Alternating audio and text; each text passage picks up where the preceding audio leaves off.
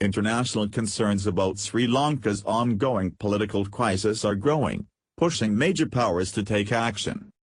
Nearly $1 million in U.S. aid and a Japanese loan of $0.4 billion have both been put on hold amid fears about the state of democracy in Sri Lanka, the country's ousted Prime Minister Ranil Wickremesinghe told Reuters over the weekend.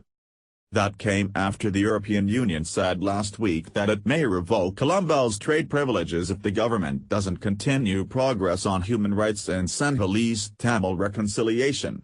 Strife between the country's two major ethnic groups, the majority Sinhalese and minority Tamils, underlined a brutal civil war that lasted from 1983 to 2009. Countries are sensitive, democratic countries have concerns, Reuters quoted Wickremesinghe as saying with regard to his dismissal. More than a week after President Maithripala Sirisena replaced Wickremesinghe with former President Mahinda Rajapaksa, Colombo remains in a political deadlock.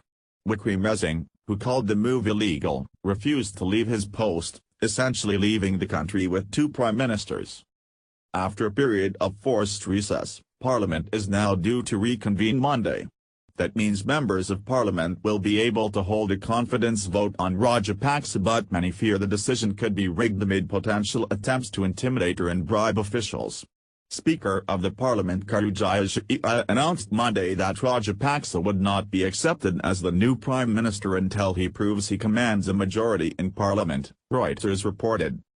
It is hard to imagine the cooperative, positive relationship with the international community continuing under a Rajapaksa government, Jeffrey Feltman, visiting fellow at the Brookings Institution, wrote in a recent note. While he was president from 2005 to 2015, Rajapaksa isolated Colombo from the world as a result of widespread human rights atrocities and his resistance to international investigations on war crimes. But Colombo's global image improved in 2015 with the Sirisena-Wickremesinghe government, which was willing to work with the United Nations and address issues such as accountability and missing persons.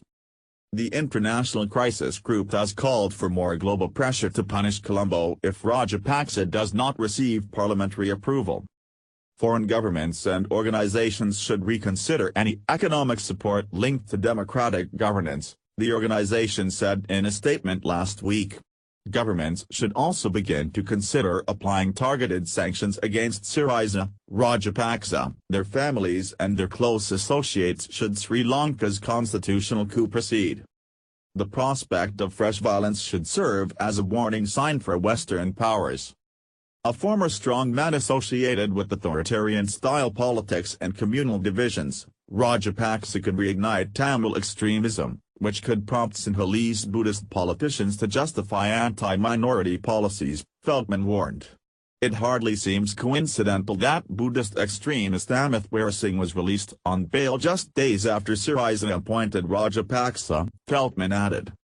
If Sri Lanka loses the support of trading partners such as the US, Japan and the EU, its already vulnerable economy is set to suffer.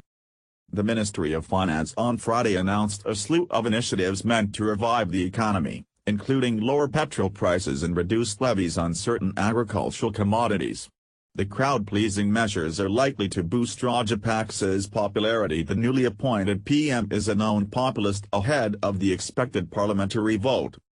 But the fiscal relief package could also strain state finances at a time when revenues are already weak, according to economists. A day before Friday's news, Sri Lanka's central bank warned that Colombo may miss its budget deficit target for 2018, 4.8% of gross domestic product amid lower-than-expected income collection from import duties.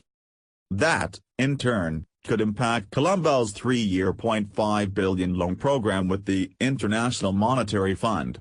Under the agreement, the island nation must implement a range of reforms that include fiscal consolidation, revenue mobilization and structural reforms on state enterprise. Given the risk of fiscal slippage under Rajapaksa, the final tranches of IMF funds may be called into question, said Kenneth A. Cantu, head of Asian sovereign debt at Aberdeen Standard Investments. Colombo also faces significant rollover risks in terms of national debt. Some of the biggest maturities are coming up next year, so this political crisis is extremely bad timing for Sri Lanka," Akintu added.